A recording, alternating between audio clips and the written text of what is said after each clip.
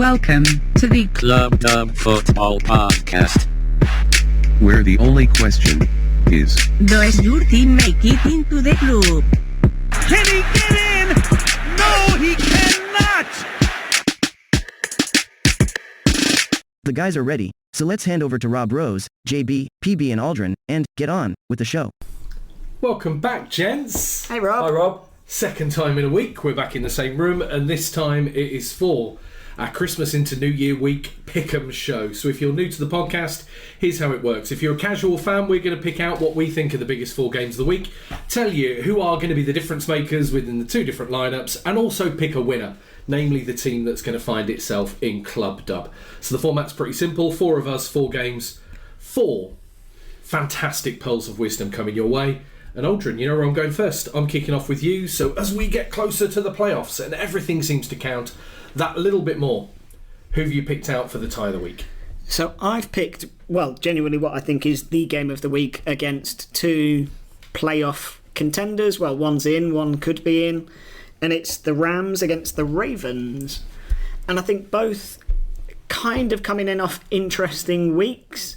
Obviously the Ravens really struggling with COVID and injuries pretty much throughout the roster, which has been decimated for a lot of the season, really.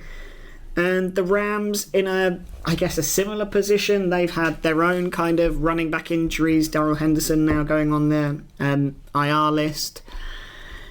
And yeah, both kind of, going in with question marks about both quarterbacks, really, or what would, the starting quarterbacks would be, in Matt Stafford for the Rams and Lamar Jackson for the Ravens. And yeah, it's just a real odd game, I guess, because even though the Rams won last week, they had a really sketchy performance from Stafford, and he actually hindered their game. Ultimately, it was the defense and a pretty strong run game that kind of came to the rescue. And the Ravens have been without Lamar Jackson for, 2 full weeks? Effectively 3, because he came out of the game early in the first quarter of the other. And they go in with a lot of questions because Huntley came in and looked a better quarterback for large portions of the couple of games that he played, and then obviously went on the COVID list at the weekend. So yeah, just a really interesting game. Obviously the Rams are pretty safely into the playoffs now, but will want to pick up a bit of form and go into January, playing strongly. And the Ravens kind of need to get back onto winning ways, really. I think you talked about it on the Tuesday pod, JB, when you were saying if they hadn't gone for those 2 points or those extra points in a couple of games, it would have been a very different picture. But ultimately, they're maybe in a situation where they're not confident enough to let the games go longer or go into overtime and feel like they have to win within normal time or get as many points as they possibly can, because they're not confident in the players' ability to get a win with an extra 30 minutes or whatever. So I think it's a real interesting game with a lot of questions to be answered for both teams. So 2 questions for you quickly. Firstly, the Matt Stafford trade. Mm-hmm. And we've got to remember they sent away a quarterback that had taken them to the Super Bowl. Yeah. They lost, not unusual for the Rams to give away draft picks. They never seem to have them any year, really. But if you were to stop the clock right now and say the Matt Stafford trade, has it worked for you or not? Yes, I do think it has, but I don't think he's taken them to the level that I maybe hoped that he would when they made the trade. I don't think he's taken them leaps and bounds away from where Jared Goff had got them. Like you said, Goff got them to a Super Bowl and to, a couple of playoff appearances. Basically, in his whole tenure, they got to the position, or sort of the position that they're in now, where they were in the playoffs. They were well orchestrated. And yeah, I think the question will be answered better when it comes to the playoffs. Because you always felt like that was the time where the confidence in Goff wasn't there for McVay. It was is he really good enough? is he the guy that we really want? You know, they had that little experiment with John Wolford where Goff was kind of semi-healthy. Was it last year? Mm-hmm. Yeah, and they went with Wolford because they said he gave them the best chance to win that game. So you never felt that there was confidence there. I think it's very different now because I feel like that coaching staff have confidence in Matt Stafford. Even though he had a rough week, there seems to be much more of an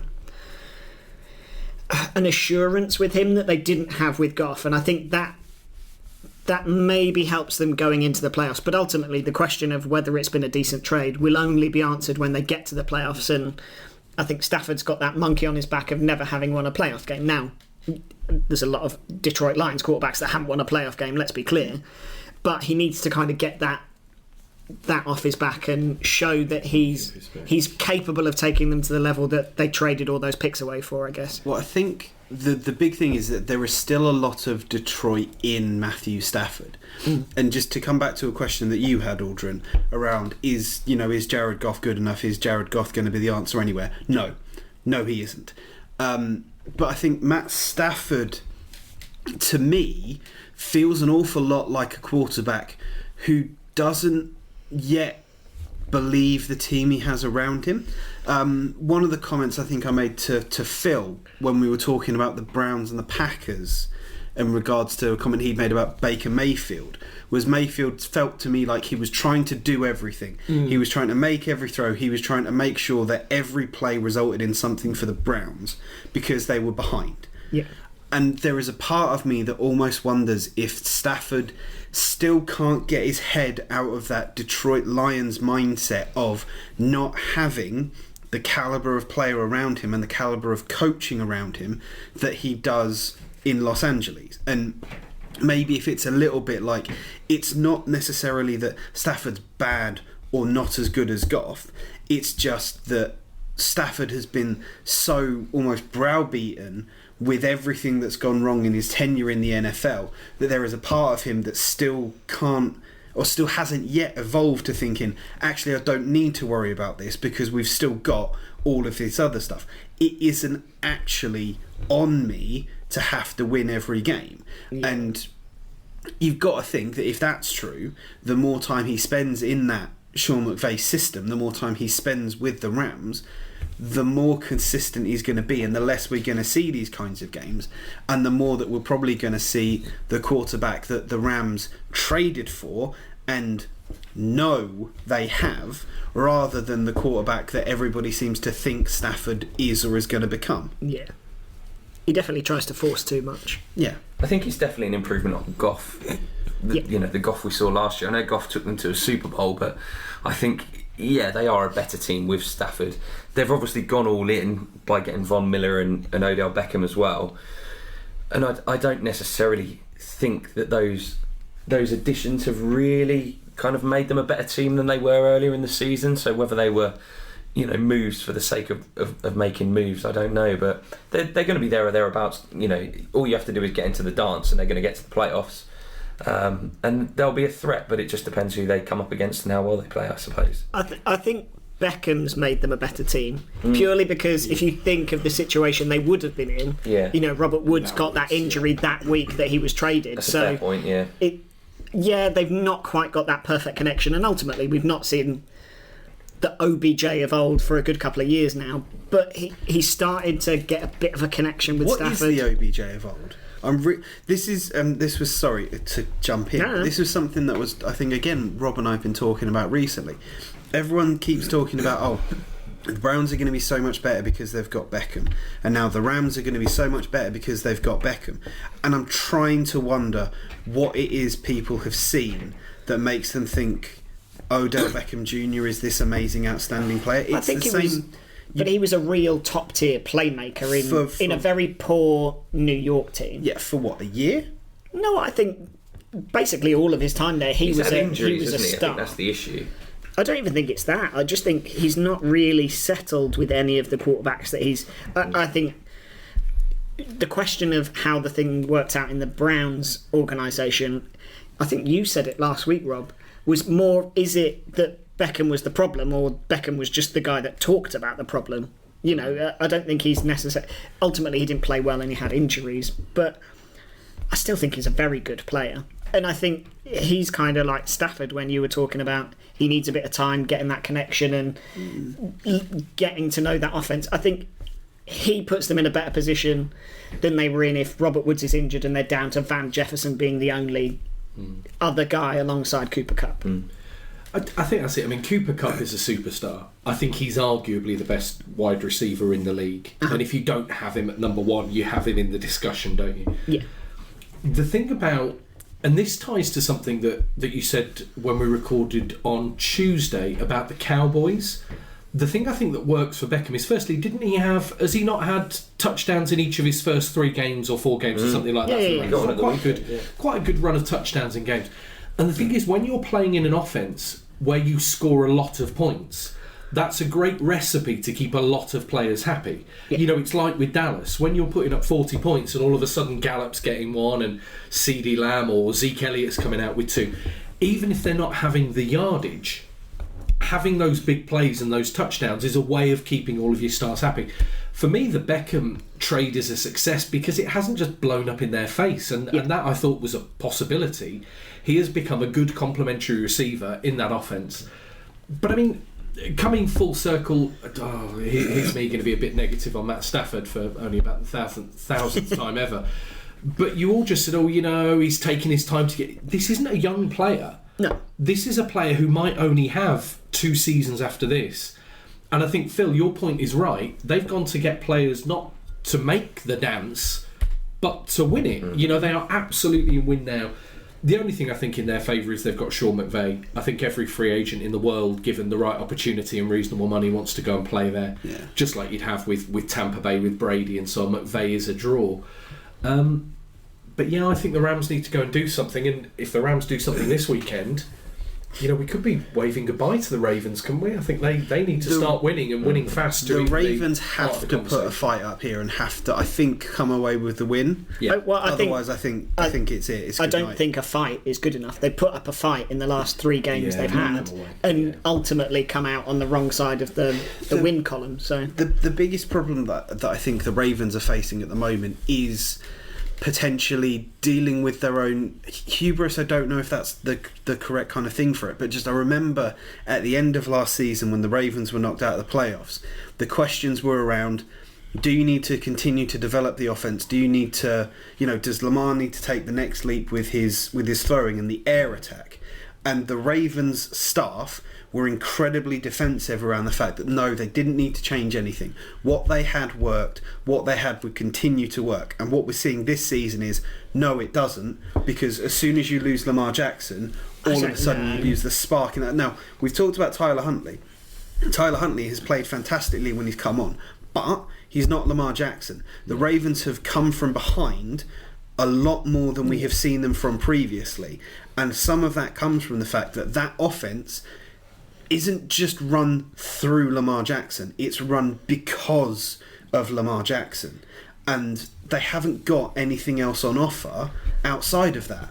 And yes, some of that is down to injuries and some of that is down to COVID and everything like that. But like we talked about on Tuesday, you have to beat the team that's in front of you and you have to put out the team that you have.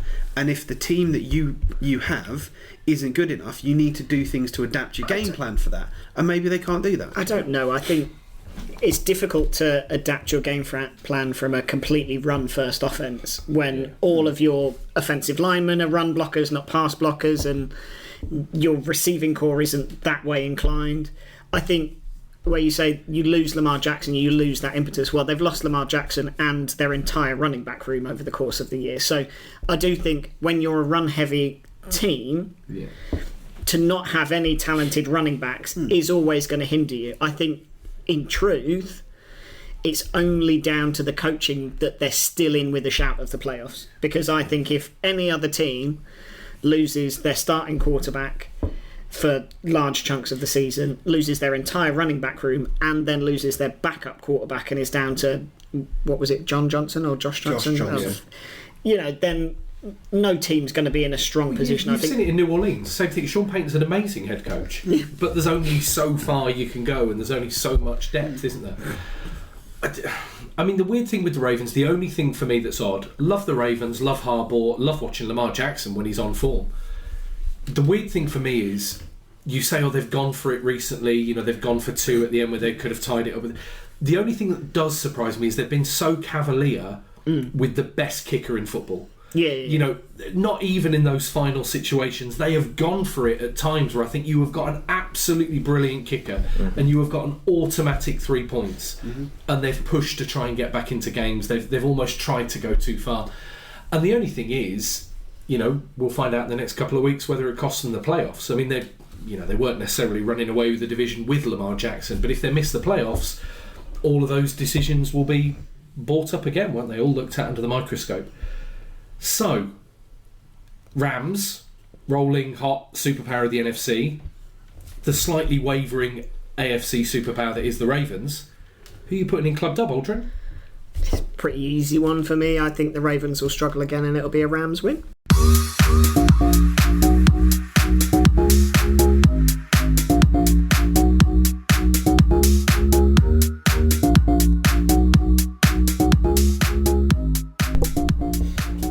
Nice. So the Los Angeles Rams still in the hunt for a Super Bowl at home. Were the Bucks the first people ever to do that? Yep. So would the Rams literally be the second team in history if they were to do Obviously it? the first team to play in it and then win. Yeah. Play it and win it. Crikey, you got to go back a while. Like buses, right? 2 come along at once with the Rams. So 1 game down means 3 to go, and I'm throwing over to you, JB, for your game of the week. Talk us through the tale of the tape. So my game of the week is really going to be a bit more about a discussion with you guys and maybe convincing me of something that I don't see. So I have chosen to discuss Sunday Night Football as the Minnesota Vikings go to play the Green Bay Packers. And we talked a bit about the Packers, and I don't really think there's that much more we can say about it. They've got Aaron Rodgers playing in amazing form yet again. The running game, when they can get it going, is fantastic with Andre Dillon and Aaron Jones. Receivers are really starting to show a bit more like from what we expected from them towards the beginning of the season and getting out of that slump. You know, nailed on for the playoffs, nailed on, you would assume, for at the very least like the second round of the playoffs. The interesting point for me, and this is kind of my question to you, is what am I necessarily missing about the Minnesota Vikings? Because I don't see it. I don't get it. I don't get Kirk Cousins, and I don't get anything about that team that isn't necessarily Dalvin Cook on offense and Anthony Barr on defense. The Vikings just feel like an inconsistent train wreck that, like on Tuesday's pod, we were talking about, you know, which team would you want to meet in the playoffs? Which is the one that you potentially have that, was it the circle game where you can already circle it as a victory? And I think the Vikings kind of have evolved into that kind of thing for me. I think they go into that against the Rams or the Cardinals or the Bucks or the Packers or anything like that. And it feels like it's going to go as one-sided as it was. It that Chiefs-Texans game where the Texans kicked off and ran it back and then did absolutely nothing for the rest of the game. Yeah. I think when they were playing Brian Hoyer. So, what is it about Kirk Cousins and the Minnesota Vikings that I'm potentially missing? I think they've got a good running game, don't they? You know, Dalvin Cook's missed games again this year, but whenever he's missed a game, Mattison's come in, and you know they've not really missed a beat in the running game, and I think that's something that's been important for teams. You look at the Titans when they lost Derrick Henry, they've started a little bit because they haven't had as good a running game, so I think you need that kind of 1-2 punch, and I think that's worked in their favour and is definitely a strength of that team. They've also got a great wide receiver core as well, Jefferson and Thielen. You know, he's always got someone to throw to. You can't double both of them. So I think that helps as well. I think the weird thing, to your point though, with the Vikings, they are inconsistent, but they've got real talent in that team. You know, I think Justin Jefferson is an absolute stud. Adam Thielen is an absolute stud. Dalvin Cook is an absolute stud. And to your point of them being inconsistent, I think you could go into the playoffs and then beat the best team in the league. Or they could get blown out. But, you know, they've beaten the Packers before. And you would argue the Packers are probably one of, if not the best team in the league right now. So I just think, I totally get it. I totally get your point. They're ridiculously inconsistent, and some games they will just fall off a cliff. You'll have Kirk Cousins throw an absolute stinker and just not get any yards. But equally, you could see them putting up 400 yards and beating a very good opponent. They're just that weird of a sneaky team. And also, they're starting to stiffen a bit on defence. They've got an ageing defence, haven't they? I mean, but Patrick Peterson's had a far better second half of the season. He's starting to look a lot more solid now, and he's put up against a lot of number one receivers and having better games. I mean, you mentioned it's weird that you go beyond Anthony Barr. What have they got? Well, I mean, they've got Anthony Barr. I mean, you can't just overlook, one of the best defensive. I mean, I just think, but I think Barr's just a wrecking ball at the moment. Yeah. The guy can do it all. I mean, you can rely on him for pressures, for stiffening against the run, for interceptions and turnovers, and he's just so physical. And I think when you start to get into this murky realm of COVID and injury impacted teams, I just think that experience might start to count. But I mean, I just don't get. I mean, what's up with Kirk Cousins? Statistically, another great year. I mean, look, he's not setting the league alight, but let's go the other way. If they don't continue with Cousins after this season, they could be in danger of being a very ordinary team come this time next year. Yeah. We've seen some great teams that rely on the run and have nothing else. I mean, God, you think about the days of Barry Sanders as Detroit Lion. There have been some incredible running backs. I mean, you think about Adrian Peterson when he had Christian Ponder as quarterback in Minnesota, for example. Yeah. They need a passing game, particularly to utilise Jefferson, I think. As much as I like Fielder, I think Jefferson's another level. Are they right this season? No, I think there are better teams. I think it would take something special for them to go deep in the playoffs. But I don't think they're bad by any means. I mean, they're not a Bears, are they? They're not a Panthers. They're not a Falcons. There's a lot of NFC teams and AFC teams, for that matter, that are, for me, a whole step below where the Vikings are. I get what you're talking about, and yes, the Vikings are not as bad as any of those teams. But what I would also look at and think is Kirk Cousins maximising everything they can do? Let's look at a team that has got a quarterback who is, let us say, the league average.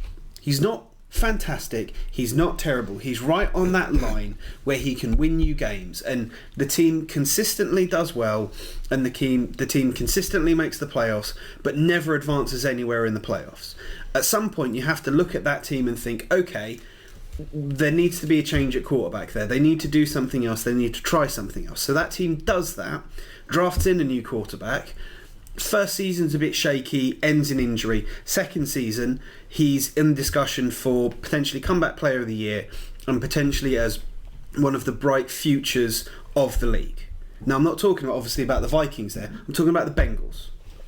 And to me, there is an incredible parallel between Andy Dalton at the Bengals and Kirk Cousins to the Vikings, because you're saying, yes, if you get Kirk Cousins, get rid of Kirk Cousins, there's the opportunity that impacts the Vikings negatively. But you have to also acknowledge that there is the possibility that you move on from Kirk Cousins and get someone that can actually light that league up, light that team up, make the absolute most of Cook, Thielen, everyone. The Bengals, you're talking as if the Bengals have done something the Vikings haven't.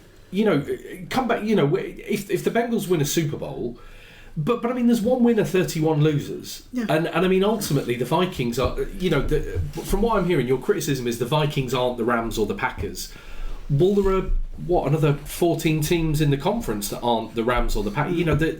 That's for me. He is an average quarterback, and there aren't many above average quarterbacks that tend to hit the market. You can draft one, but then it doesn't feel like the year that you're going to uncover the next. Andy Dalton, let alone the next kind of Tom Brady. I guess to that point, do you think he's playing better or worse than Stafford? I think he is. Because that's kind of the benchmark. If you're saying, the Rams are a brilliant team. The Rams went out and did it. That's the other benchmark. So do you think he's playing worse than Stafford? Kirk Cousins is playing consistently better than Matt Stafford in terms of the fact that as on a consistent basis. However, who do I think is the better player out of the two of them? Matthew Stafford, absolutely, because the high of Matthew Stafford is so much higher than the high of Kirk Cousins, and the low actually isn't that much different. So hold on, let's go back a year, right? So let's apply the argument you've just made to Matt Stafford as a Detroit Lion. Never won a playoff game. Nope. He had Megatron, arguably one of the greatest wide receivers to ever play the game. Never won a playoff game. Could you have been in Detroit a year ago, this time of the season, going, Detroit have already seen their ceiling with Matt Stafford, they need to move on? Because I don't think they are wildly different talents. But again, no, I think they are, because Detroit, yes, Stafford was throwing to Megatron. Who else did they have? Name me one player other than Calvin Johnson that you would look at and think, okay, there's someone else. Whereas we've already talked. Golladay would be the one I'd Golladay would probably be the one, but what's like this season not really done an awful lot, you know? No, but now you're mixing it. Oh no, but then you bring in a lot of New York Giants factors into that conversation. That's true, but you're also looking at then Kirk Cousins with Adam Thielen, Stephon Diggs, because let's not forget he had Diggs for a good chunk of it. Yeah. Justin Jefferson now, Dalvin Cook now, Alexander Mattison now. I think that's right. Yeah. You look at all of the pieces that you've got there, and you have to look at it. And to my mind, and this is I've asked the question, and I'm now arguing with the answers that I'm given, so it felt fairly pointless. But it is that sense of, honestly, does Kirk Cousins get the best out of that team? I think do you think get the he's best out of Kirk Cousins? I mean, why does the world revolve around Kirk? So here's one: quarterbacks that are going to be available at the end of this season, and there isn't an awful lot to draft, right? There's not no a Trevor Lawrence, or anyone that you'd reach for potentially. So does Jimmy Garoppolo make the Vikings better? No. I think Jimmy Garoppolo is the same quarterback as Deshaun Kirk Cousins. Watson is the one X factor, right? I mean, somebody gets Deshaun Watson. He's not played for a while though. And some players don't play for a while. Year Come back out of the league Michael is not Vick, players have done it. But there's no guarantee with Deshaun Watson. Just like we said, there was no guarantee really with what's gone on with Dallas, with Dak Prescott. So I just don't know. I think the risk and reward argument with Kirk Cousins is the risk is so great if you move on from him. Yeah, Kirk Cousins makes the Saints better, for example. Yeah. I just think it's I think it's an argument. Having said that, who are the Vikings playing? Let's get back to the greatest, the Packers, the greatest quarterback to play in the league currently. Well, there you go. So I mean, the other thing I've got to say about the Packers, they find ways to win, don't they? I mean, their record absolutely speaks for itself. And whether you take the Browns imploding, or whether you take what they did against the Cardinals, where they were lucky because AJ Green doesn't turn around to catch a ball with the final play of the game, I don't know. I just think the Packers are a very good team. And there aren't many of those in the league. Should the Vikings trade for Aaron Rodgers? That's the big question. I don't think he'd go there. No, I don't. Well, Favre famously went there. It was somewhat tongue-in-cheek. You kind of get into very murky water. And actually, as a quick one, what about the renaissance of Brett Favre in Green Bay, putting him on the, what do they call it, the Jumbotron for his message to Aaron Rodgers, and everybody forgets those years as a Jet and a Viking. Maybe it's good. I mean, he did an awful lot, didn't he, for the Packers? Yeah. But yeah, I mean, the Packers are the high watermark. They're not as splashy and as flash as the Cowboys and the Rams, but I mean, they have the best record in the NFC, don't they? The Packers. Mm-hmm. They currently Number one seed. The Packers are number one, most likely to win out and keep that number one seed again. So here's a question, and I know you asked for an argument and you kind of got an argument. Yeah.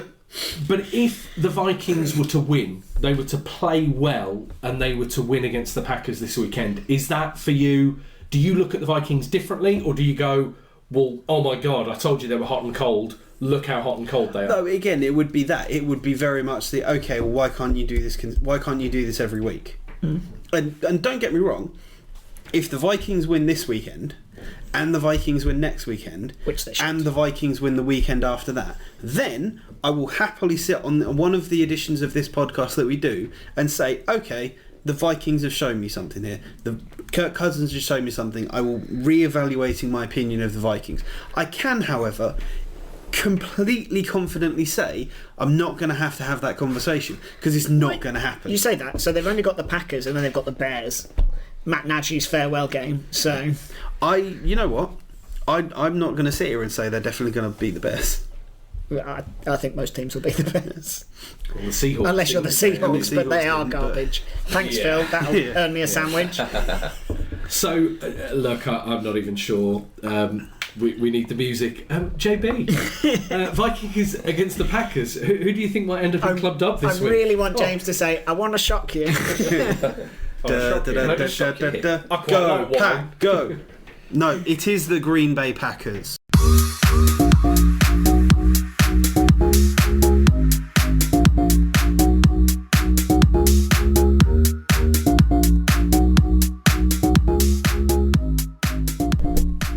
So, the Green Bay Packers. I tell you what, that's a controversial pick. The number one seed in the NFC. The best to team win. in the league, yeah. Yeah, I like that. The Packers, our second team. PB, give us the tie that's going to provide our third team into Club Dub, please. So I'll keep it brief, as you can understand, as my voice is rapidly disappearing. Well, you've not mentioned it. You should have said. I'm going to go for the Chargers versus Broncos matchup. An interdivision matchup between two yo-yo teams, arguably this season, who can't seem to kind of get a run of games going. Both coming in off 2-game losing streaks, both in danger of missing out on the playoffs when have arguably looked like playoff contenders at different times of the season. So I think it's really interesting. I think you've got one kind of real high-powered offense in the Chargers against a team with a pretty good defense. So which of those is going to come out on top? I think, for me, the more exciting team is the Chargers, but the Broncos are still grinding out results, albeit they lost a close one to the Raiders at the weekend.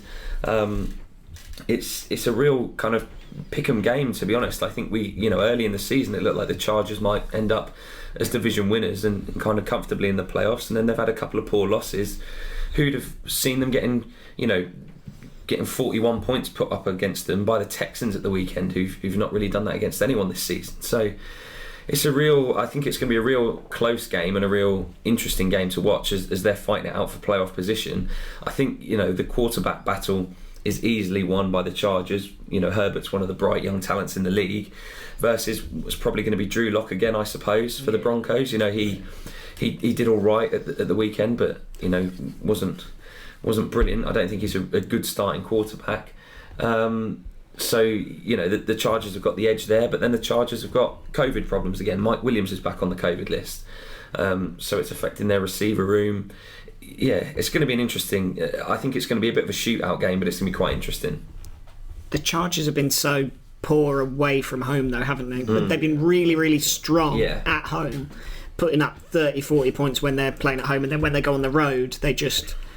I don't know what it is, because going away to the Texans should be. I know it's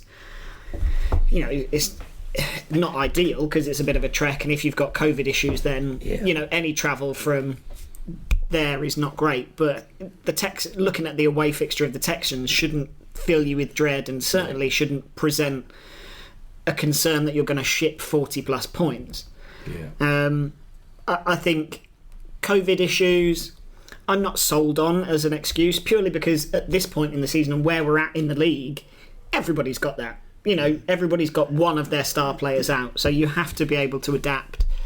I just think defensively they were so poor against the Texans, and the Texans weren't ridiculously clever and creative. They had Davis Mills as quarterback, so they did what they've done the last 6-8 weeks, and that's just try and run the ball.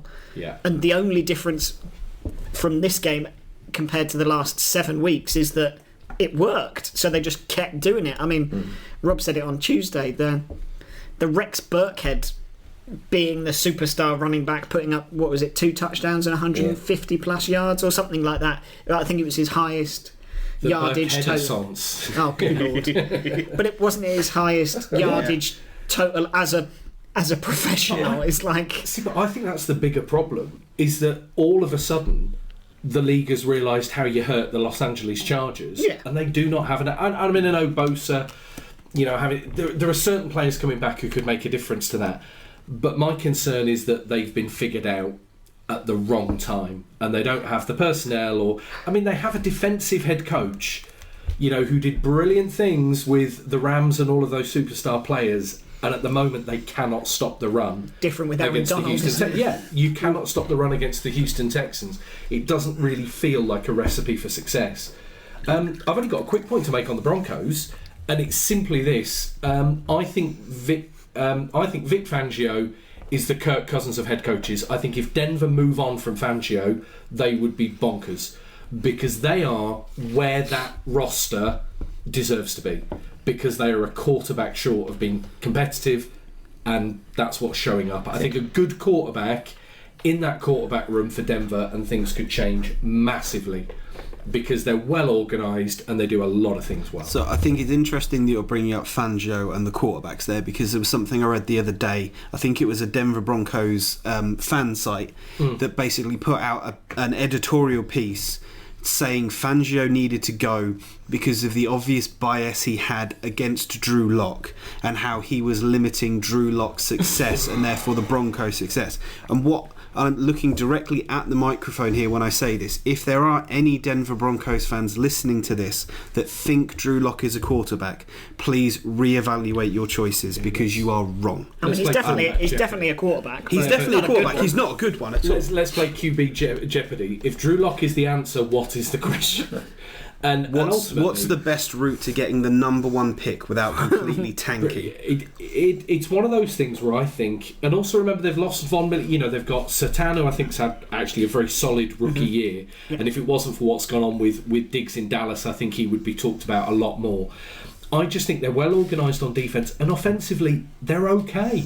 They've got some pretty good receivers, admittedly pretty good receivers. They've just paid a lot of money to stick around. But I think they're a quarterback short. Jerry Judy's been out all year, has he? Judy, and I mean they've got Cortland Sutton. You know, they've got some good players, right? They have got some good players. They are short a quarterback, but I mean, if they can solve that, I mean, I don't think Deshaun Watson goes there, right? But I think we were just talking about Jimmy Garoppolo. I think Jimmy Garoppolo makes Denver better. I think, you know, and all of a sudden, I don't know if the Chargers aren't what we thought they were going to be. Can you know, we talked at the start of the season and we said the Raiders and the Broncos need to get their act together, because otherwise the Chargers and the Chiefs are going to be out of sight for the next decade. That's not where we are. I think Fangio's done all right. Jimmy G needs a franchise that is strong in the run game, because that's where he thrives, right? He thrives with a strong run game, and then he can do his stuff on third down. Well, I think Denver's got one of the better running back rooms. Agreed. I think those two are just dynamite. Was it Javonte Williams and Melvin Gordon? Yeah. Those two are brilliant. I mean, the other week, was it last week, they put up like 120 yards each.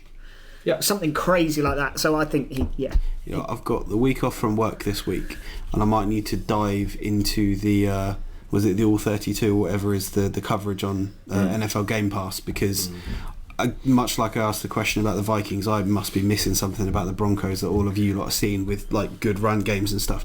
And I'm aware of the fact that I'm going in quite heavily on a lot of teams right now, so I want to dial that back a little bit. You just want to come in and stir stuff up. I think the Broncos are was it the 2017 Leicester that won the Premier League? Yeah. I think that they are a team that are playing far outside of expectations and far outside of ability, and I don't think they're going to make the playoffs, and even if they did, I don't think they're going to advance particularly far into it. They, as we've addressed, they have bigger problems around head coach and around quarterback that they need to solve. They're not jobbers. They've won games and they've put in a lot of good performances. They're not they're not terrible by any means. The interesting thing for me about the Chargers is they appear to have slipped into the same Chargers problems that happened last season and the season before and the season before and the season before with previous two head coaches. And I wonder what kind of voodoo is on the Chargers franchise to it.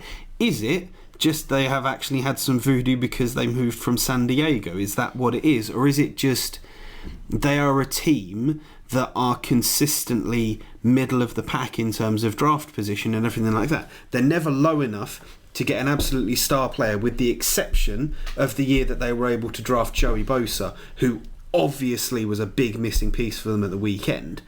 But they're usually around kind of the midpoint, so they never get the superstars.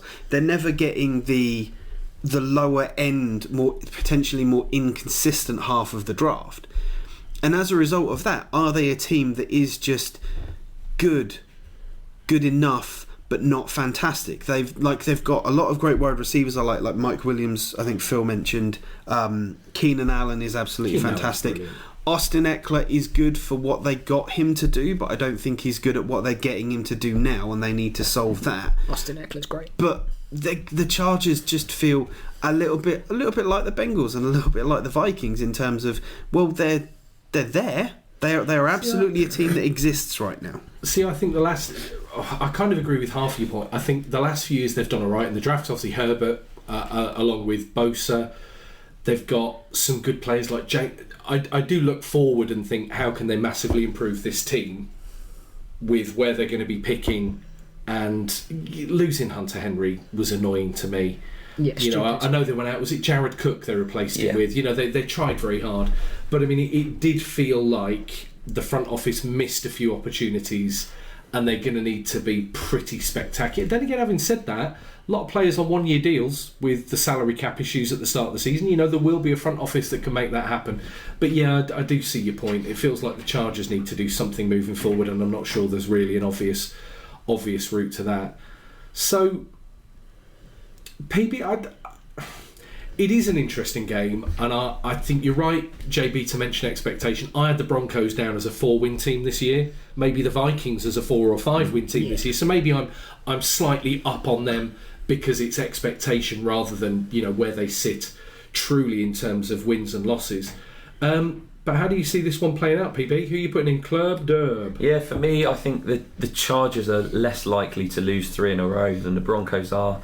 I think they've got more talent, as I said earlier, certainly at the quarterback position, and I think they have a smidge more talent through the team. So for me, this one's going to be a Chargers win to put them back, firmly in the playoff hunt.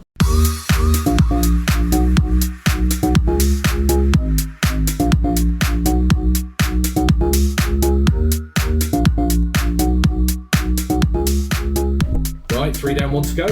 And it's me just to round out with a simple game that I think will... actually, whoever wins I don't think is quite as important as what it means for what comes next. So my game of the week, I've picked the injury-hit Tennessee Titans against the team on the joint hottest streak in football, the Miami Dolphins. So, why do I think this game between two relatively low-scoring teams, both with a chance of getting into the playoffs, in fact the Titans probably with a chance of winning the division to get into the playoffs, why do I think this is so important? Well, the first reason I think it's important is even with all the injuries the Titans have, even with no Derrick Henry and the problems around, personnel on that roster, I still think this is the biggest test the Dolphins have had since their winning streak started. And I think a win against a well-organised, hard-working Titans team would say something about where Miami are. Now, conversely, Tennessee are up against a team that have won 7 games straight, that are doing a lot of things right and are finding a way to win pretty much every week at the moment. If they can deliver themselves a win here, I think it also says that even with all the injuries they've had, even with all the ins and outs that have gone on in Tennessee, that is still a roster that we can take seriously and think stand a chance of winning a couple of games in the playoffs. And you know what? A couple of wins absolutely puts you in the melting pot. If they can get down to the Final Four, find their way to an AFC Championship game, I think we've seen it with the Philadelphia Eagles a few years ago. You know what? You can get yourself that far, you stand a chance. It's not about putting together a string of 3 or 4 wins on the bounce. If you can get yourself there, a couple of good performances can see you lifting the Lombardi. So, where do I see the battle lines being drawn? Well, I think the Dolphins will have to score points. For all the problems on offence that I've just described with the Titans, I don't think they've been laying many eggs. So I think the Dolphins are going to have to win a game by scoring more than 25 points against a pretty good defence. Not something I've seen them have to do, really, on that 7-game win streak. Equally, I think the Dolphins have the type of weapons that, they're not in the league of someone like the Chiefs, but a performance where the Titans can keep Waddle quiet, where they can keep Gesicki quiet, where they can limit the run game, says a few things about, do Tennessee have the types of tools that means they can mix it with the very best? Is it going to be a gargantuan battle of the heavyweights? No, But for those teams creeping in a little bit unnoticed into the playoffs, I think it's as interesting a tie as there is this week. We've touched on the Dolphins a little bit, and whether they are a really good team or they're not really a good team, and all that kind of stuff. But if you look at their 7-game winning streak, the quarterbacks they've faced in order: Tyrod Taylor, Lamar Jackson after the Ravens had run 98 plays only 4 days prior, Joe Flacco, Cam Newton / PJ Walker, Mike Glennon, Zach Wilson and Ian Book. So it's not as if they've been playing a high calibre of opponent and they've not been blowing them out of the water. So we talked very early in the season, week 3 or 4, about which teams were a mirage, and I suppose you could almost argue that point about the Dolphins right now. Agreed. Yeah, and I think what makes this so interesting is it's not the Dolphins' fault they've been playing against Ian Book and PJ Walker. They can only beat whoever's put up against them. But it does start to answer that question of, should we be considering the Dolphins as a true bona fide playoff type team? I think the Patriots have earned that. I know we don't necessarily agree universally around the table, but I think the Patriots have earned that. Yeah. I think the Bills are definitely starting to look more like that now. They're starting to find their groove. So are the Dolphins worth paying attention to, or are they an easy team to be picked off if they were to find their way in? No. Yes. They all of the above. Yes, yes. Can I have option D? All of the above, please, Bob. I get what Phil's going with his point there around the quarterbacks that they've played, and yes, there is an element of your team is you are judged based on your quarterback play, but it's not just about. It isn't just about that. Like, yes, the Miami defense might have had it a bit easier against, in some cases, most recently, a 4th-string rookie quarterback. Yeah. But defense isn't the only side of the ball, and you still have to put up points yourselves, and you still have to win. And the reason I know that is I go back to the Cardinals-Seahawks game that ended, was it 6-3 with 3 field goals, and I think Seattle winning it in the 4th quarter. Yeah. It isn't just a thing. It's not just, they've got a rookie quarterback, we can tick this one off. There is an element of still having to play the game that you have to go into. And there is also something that we've talked about multiple times on the podcast before, of trap games. Teams that play down to the opposition that they have in front of them. And we sort of talked there about, it's not the Dolphins' fault they've had those teams in front of them, but you beat the team that's in front of you, and the trick is always not falling to a team that you think is going to be a pushover, a walkover, a team that is going to go down without much of a fight. And we know that is a fact, because this past weekend we saw a Houston Texans team that we have routinely said are hopeless put 41 points up. Yeah. And that wasn't against a backup, a 3rd or a 4th-string quarterback. That was against the rookie quarterback last year who was absolutely lights out fantastic. But your question leads to, ultimately the question is this, right? The 7-game losing streak the Dolphins had earlier in the season was against better opposition. Mm-hmm. Yeah.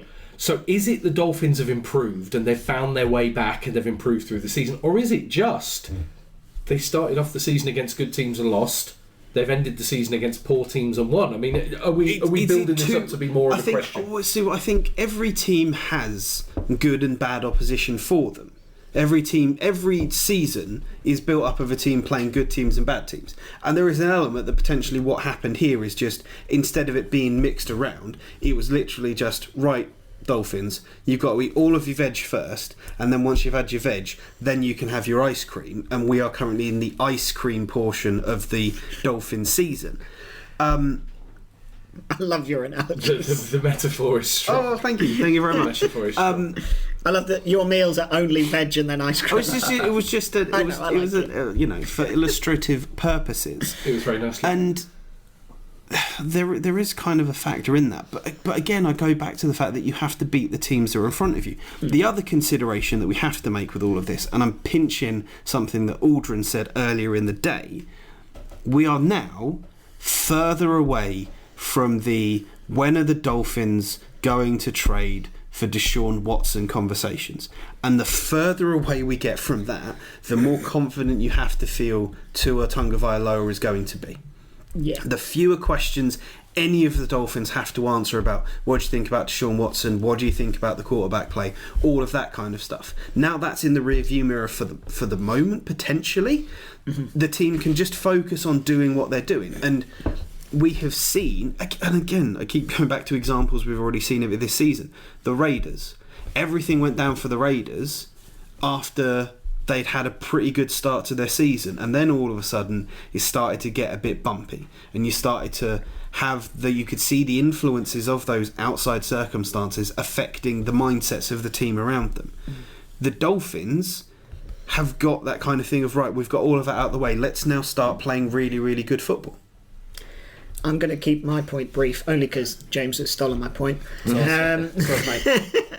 But I think, to your point, Rob, I think Tua is an average quarterback that will beat below average teams. I don't think he's capable of beating very good teams, and ultimately that doesn't bode well for when you go into the playoffs and you don't have Ian Book to face you. You've got Tom Brady and others. You know, when you come up against the very best, I think they fall short.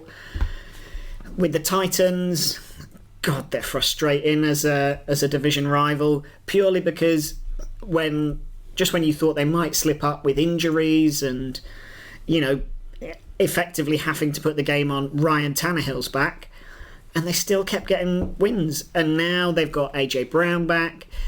I think I'd be very worried if I had to face the Titans in the playoffs with what is likely to be a potentially fresh Derrick Henry. I mean, it depends how well and how quickly he comes back from that injury and how quickly he can get back up to speed. But if he gets back to 60% of regular Derrick Henry, then he's a real force and completely changes the outlook for that team.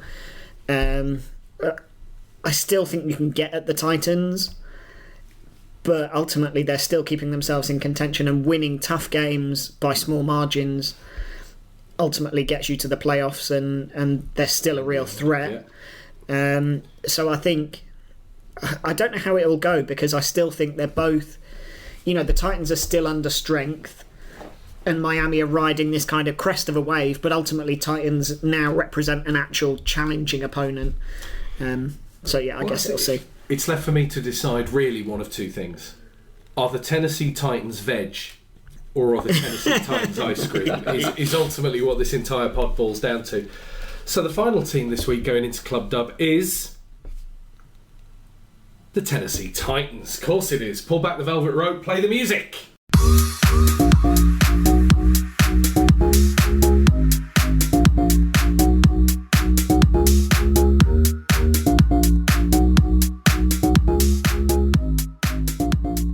And so what an amazing week. Wonderful roundup of where we think the big ties will be won and lost in the days ahead. And all that is left to share now with everyone out there in listener land, JB, is just how close our contest is. So the four of us that predict games each week, and I should say I missed last week as I was on the COVID list, but talk to us about recent winners and where that leaves us for the season overall. So the first thing we have to do is obviously we have to address not this past week but the week before, because when we recorded last week there were still some games to play, and what we can confirm is for week 15 our champion was the host with the most, Rob Rose, at 13-3. It was close. It came down to the final slate of games. PB coming up a very close second at 12-4. I was then 11-5, and Aldrin came last at 10-6. Still strong, Aldrin. Still strong. For the previous week, as I said, with Rob Rose on the COVID list, it was down to just a race between the three of us, and I am happy to share with the fans, the viewers, the listeners, that their favourite was me. JB won with a 12-4, again coming down to the results of the Dolphins and the Saints game. Again, PB coming a very close second with 11-5, and Aldrin with 10-6. Now, the key to take away from all of this is, with 2 weeks left to go in the regular season, we currently sit at JB and Aldrin with 3 wins each, and Phil and Rob with 5 wins It's where the action is, right? Is Yeah, basically what it means. Yes. Yeah. It all comes down to this. Aldrin and I need to win both of the next 2 weeks in order to take it to the tiebreaker. Whereas if either Phil or Rob sweep it, they win outright. If. And it's nail biting. It's going to come down to the wire. I can feel it. Well, I just need, like we talked about earlier, I just need the Vikings to win because that's my prediction for this week. So There you go. The Vikings turning it around could be all we need. What an absolute shame! You are betting I'm your taking life. a punt. You're punting on broccoli here, my friend. I just need Cordero Patterson to be the return man. Are they veg or ice cream? We'll all sit tight and have to find out. So thank you for another great show. Remember, you can follow all of our output on our various social media channels, including Just Who Might Win, Pick'ems. You can even put your own selections. Find us on Twitter. But otherwise, gents, a stunning show. Well, Rob, as our last show of 2020, as the official Club Dub spokesperson... 2021, yeah, 2021. jeez. Yeah. I've gone back a year. As our last show of 2021, as the official Club Dub spokesperson, I just want to wish our listeners a very happy new year. Enjoy your night, stay safe, and we'll look forward to bringing you more excellent content in 2022. So that sounds good. I mean, when you say spokesperson, you don't mean presenter, right? Because that's been cleared up entirely. There's no... Yeah. Host is Phil's taken. the Ian Book of our quarterback. Oh, see, I was about to say, it's all right, Rob. You are still the Joe Montana of this podcast. Phil is merely the Steve Young of this podcast. No, I'd prefer Ian Book. No, yeah. Serviceable, but not great. Anyway, as we go off into the distance and argue, have yourselves a great end of the year and a wonderful start to 2022. We look forward to catching you all next week. Bye, all. Cheerio. Thanks a lot.